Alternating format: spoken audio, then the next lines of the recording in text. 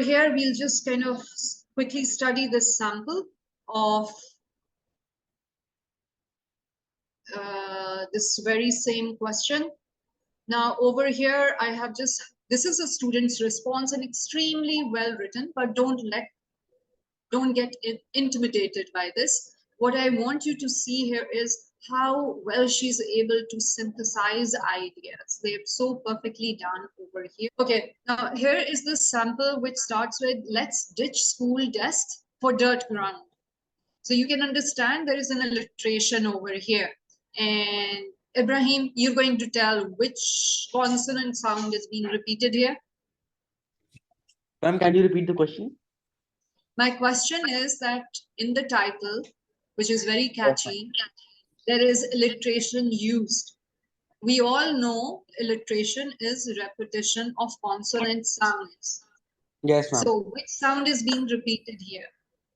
Ma'am, desks and dirt. Yes, D sound. Good. Okay. So that's another technique of writing your titles. Let's ditch school desks for dirt ground, shall we? Now let's start. There's a dramatic opening. Parents and educationists alike have for time immemorial sought the perfect education system. They now reckon the Holy Grail has been found. So you see how that chatty style, the conversational style, is maintained by also including an idiom. Reckon the Holy Grail. It's the Holy Grail now. Outdoor learning is as straightforward as it sounds. Log jumping and building human bridges as a vehicle for cooperation and teamwork are all parts of the package. Now, if you remember, Ibrahim, this part actually came in which text? A or B? Ma'am, I think it came in A. Can you hear me, ma'am? Yeah, I can hear you. What I remember is that maybe did it come in both of them or just one?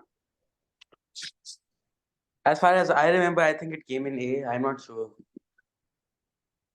No, it was in, yeah, what? It was more in B, first paragraph, last line. If you people remember, they clearly use these words. So this is another way where you pick up, points from either of the text. Maybe you can form your introduction in this manner, okay? You can take points this way and merge them. It's a combination of the two texts. Now, a whopping 85% of parents in the UK feel that Mother Nature alone is sufficient to teach and guide their children in the ways of the world rather than paying hefty fees for the latest methodologies of pedagogy. Now, we've used good vocabulary over here too, so I'm afraid that those of you who don't read books will have to start somewhere today, especially if they're doing IGCSE, as I had said previously.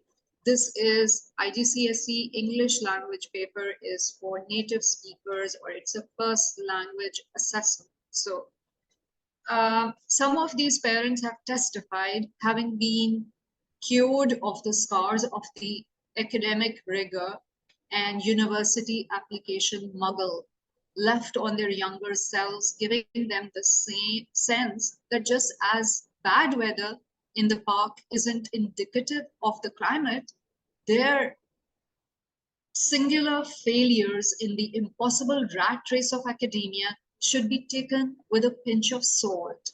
So Muggle is a reference to, Harry Potter book where Muggles were like the perfect, the magician. If you remember, they had some human traits. So that is what they are saying, that they're not the perfect candidates over here. And a pinch of salt adds humor as well. When you use idioms like proverbs or so, it is adding a colloquial tone to the article, which is one of the key features of magazine article. Then to make a link, we are using transitional phrases now, or word over here in this case. Besides, not only does outdoor learning have adherence in Scandinavia, where topics rather than subjects are taught in a didactic and dialectic learning system, But the German visionary Kurt Hahn pioneered this school system. So see, again, we had this point in Azan, which text? Miss, can you repeat? Where was this Kurt Hahn point? Text A or text B? Miss, I think text A. Yes, it was in text A. And notice how this one has been totally kind of modified, the other point that I'm about to read. And you tell me, which text does it come from? Amir, Okay, a ma'am. father of two kindergartners, has voiced support for the same. Community service and athletic prowess, two things students vie for when seeking admissions in universities, are the center of outdoor learning. Plus, it's low budget, has no need to be tech savvy. It's really a transition, not an abolition of the current education system. So, where is this coming from? Miss, I think this is from text B. That is right. And now, this example is fulfilling another requirement of magazine article, and that is of anecdotal evidence, personal experience. Okay, so we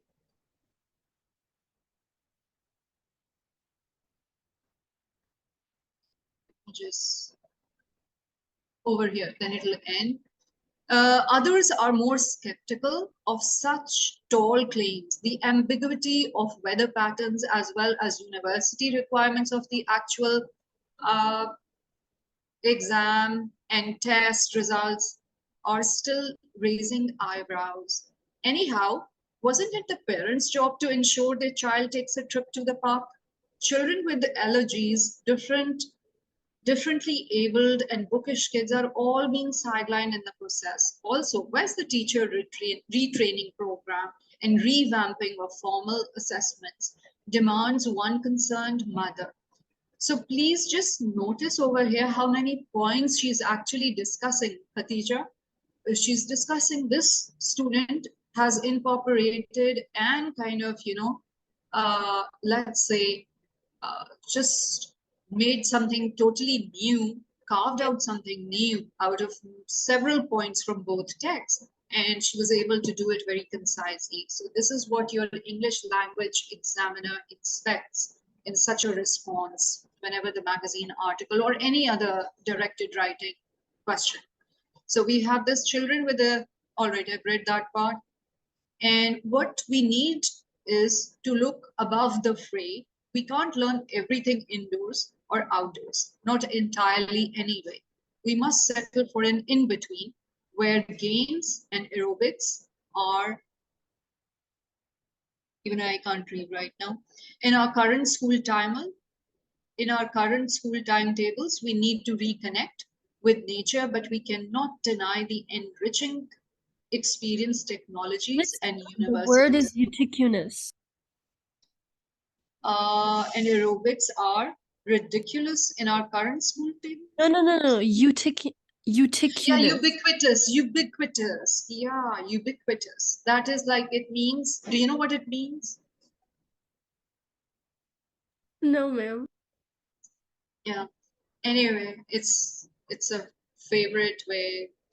My class because they did it last year and they're doing it again in their limited vocabulary where they know ubiquitous. It really makes me proud, teacher, because you know how kids are these days. Anyway, so ubiquitous actually means everywhere. You'll find it common, in many places. So in schools, you will find this in the timetables, games and aerobics in our current school timetables.